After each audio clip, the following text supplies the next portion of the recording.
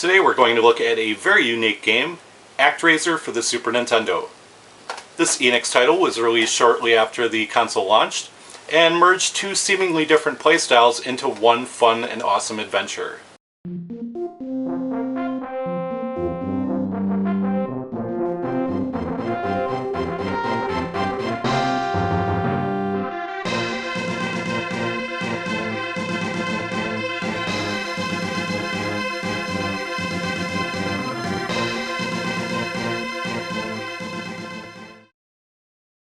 In Actraiser, you play as God, who is called the Master in the North American release, and must rebuild the land below and make it safe for people to live. Before you can do that, you must clear the area of monsters. This is done through a side-scrolling action platformer stage. You must jump, duck, slash, and perform various magic attacks to make it through the level and defeat the boss. This will be fun and easy to do because of the game's excellent controls.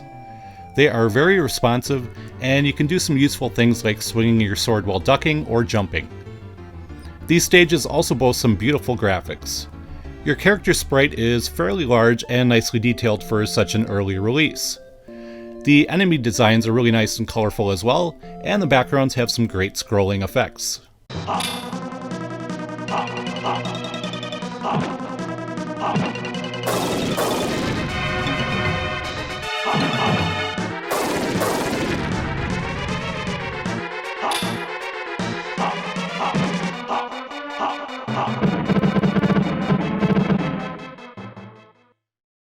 Once you make it through an area's initial side-scrolling stage, you are taken to an overhead sim mode where you will have to help the people develop the land.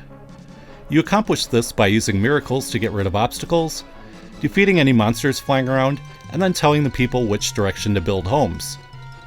When the population reaches a certain milestone, your character will sort of level up and gain some extra hit points for the action stages. So the game does have just a hint of RPG elements in it as well. While you're working on the sim mode, the people below will often communicate with you and give gifts that can be shared with other lands or used to fight monsters.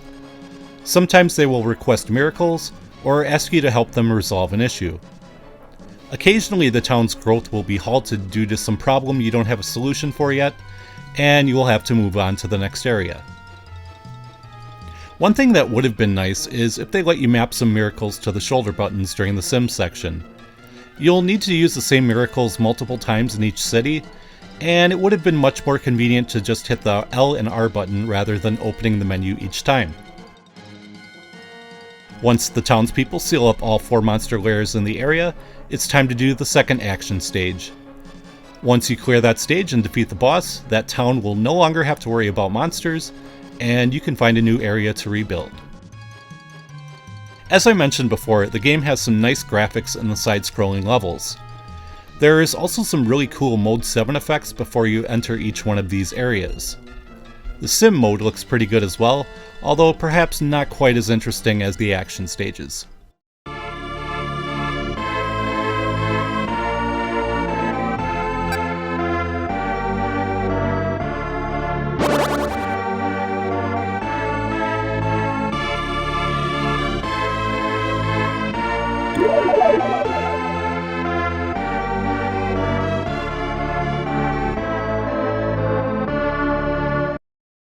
This game features an amazing soundtrack from Yuzo Koshiro.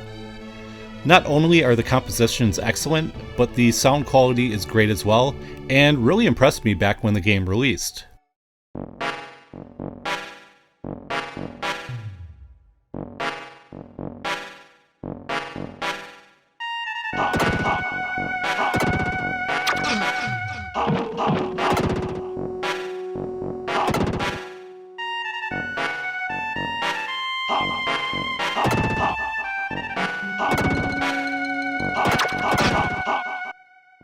The game really only has one flaw in my opinion, and that is the lack of any real challenge. You can't die in the sim stages, you just won't be able to shoot arrows for a bit.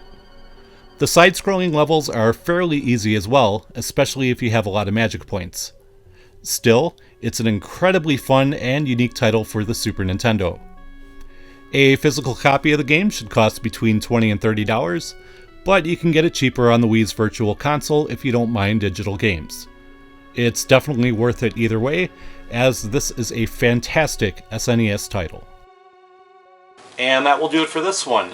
Now, next week we will not be looking at the sequel, Actraiser 2, but instead we'll be checking out a game that I kind of feel is a spiritual successor to this, and it is Dark Cloud for the PlayStation 2. See you guys next week.